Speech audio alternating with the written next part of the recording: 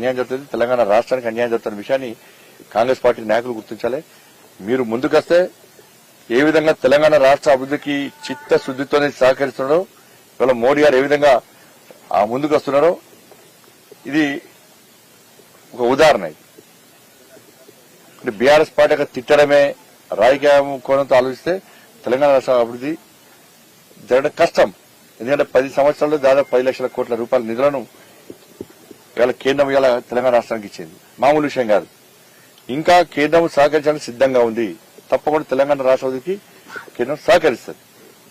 BRS పార్టీగా తిట్టి ఆడిపోసుకునే ప్రయత్నం చేయకండి. ఎందుకంటే బీఆర్ఎస్ పార్టీ క్యాడర్ గాని కాంగ్రెస్ పార్టీ క్యాడర్ గాని మేము కార్యకర్తలకు ఏ పార్టీ కార్యకర్తలకు వ్యతిరేకం కాదు. బీఆర్ఎస్ పార్టీ కార్యకర్తలు గాని కాంగ్రెస్ పార్టీ కార్యకర్తలు మళ్ళీ విజ్ఞప్తి చేస్తున్నాం.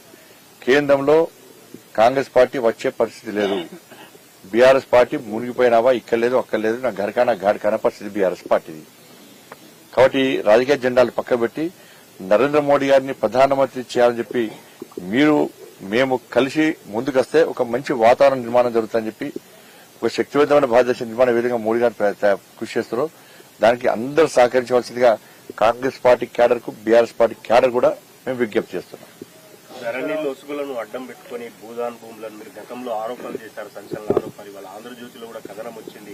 మీ ప్రత్యర్థి ఆంధ్రజ్యోతిలో ఈరోజు కథనం చూడడం జరిగింది. కాబట్టి భూదాన్ విషయంలో గాని ఏ విషయంలో గాని ఎవరు ఏ పార్టీ వాళ్ళు తప్పు చేసినా, ఇంక్లూడ్ బీజేపీ వాళ్ళు తప్పు చేసినా, కాంగ్రెస్ వాళ్ళు తప్పు చేసినా, బీఆర్ఎస్ వాళ్ళు తప్పు చేసినా, కమ్యూనిస్ట్ ఏ పార్టీ వాళ్ళు ఏ వ్యక్తులు తప్పు చేసినా కూడా ఎవరికి అన్యాయం చేసి సలాభం కోసం అవినీతికి అక్రమాలు పాల్పడితే తప్పకుండా చర్యలు తీసుకోవాల్సిన అవసరం ప్రభుత్వం మీద ఉంది. నేను గతంలో ఆరోపణలు చేసింది వాస్తవం.